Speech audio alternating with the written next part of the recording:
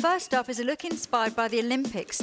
Bright carnival colours, particularly blues, which can be hard to wear, are very much on trend this season. And here's a few ways to introduce colour into your makeup bag. Welcome to my Carnival Colour Masterclass.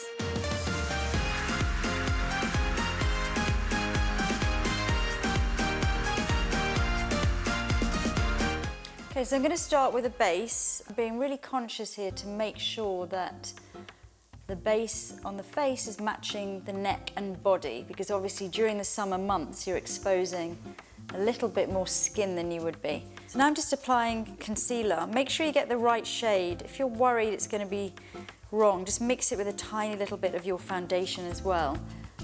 I'm actually using an eyeshadow brush here, sort of eyeshadow blending brush, and I like it because it's really good for buffing the colour. And good concealing is particularly important if you're going to be wearing a lot of colour in your face.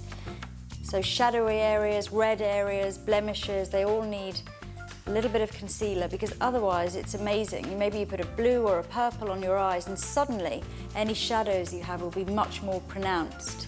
Now I'm just applying a light layer of powder. Make sure that your T-zone is well powdered. And I tend to use quite a small brush for this because I like to be very precise in where I'm putting the powder.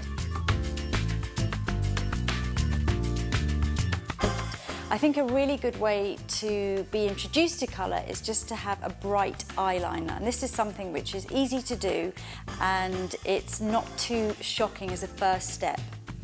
So I'm going to do a very graphic blue line here. And you'll see that this is sort of a matte liquid. So straight away you've got the pow of the strong colour. But actually, if you're just doing a simple line, although it's a very, very bright colour, it still looks chic. I'm just going to lift up that outer corner. And if you really are a beginner, then go with a bright pencil instead of a liquid liner. It's much more forgiving, and you can smudge it with a Q-tip, and it gives the same effect, it gives the same impact, but it's obviously less technical. If you're more adventurous, then there's another way you can play with the blue and bringing it underneath and to create that very, very graphic eye shape. I'm doing the line with powder this time, and I think it's just much more flattering. Now this is a look that I did on Lily Collins, and on Lily I used electric blue also along the waterline, and this gives a really graphic effect. So before I'm applying mascara, I'm just going to give the eyelashes a really good curl, and this is something that if you can do it, it makes so much difference. Get as close to the lash roots as you can and then pulse. It really opens up the eyes. I'm going to use a waterproof mascara, and obviously this time of year, particularly if you're wearing such a strong graphic makeup, then you don't want it smudging. I'm using black, so this really frames the eye. If you're very, very adventurous, you could go for a bright blue or even a bright purple. On the lower lashes, I'm only doing a little bit of the roots because we've got this graphic shape and it's kind of really pulling the eye out. I'm not going to put too much on the lower lashes because it will really give that round sort of dolly shape, and that's not really what I'm going for. So my final tip for the eyes is, if you are using very bright colour, it's nice to use something quite neutral on the lids to shade and sculpt. Great for really lifting the shape of the eyes.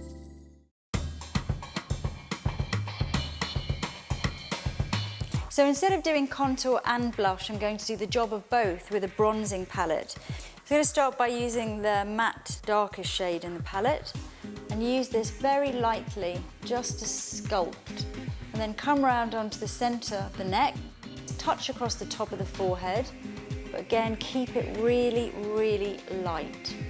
So now I'm going to move on to this lighter colour which also has quite a bit of golden pearl in it, and I'm going to apply that as I would a blush.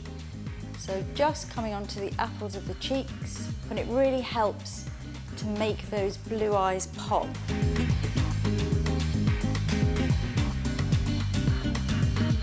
So I'm going to use this gorgeously glossy orange shade, which again is just so great with the blue eyes. It really kind of contrasts wonderfully with them.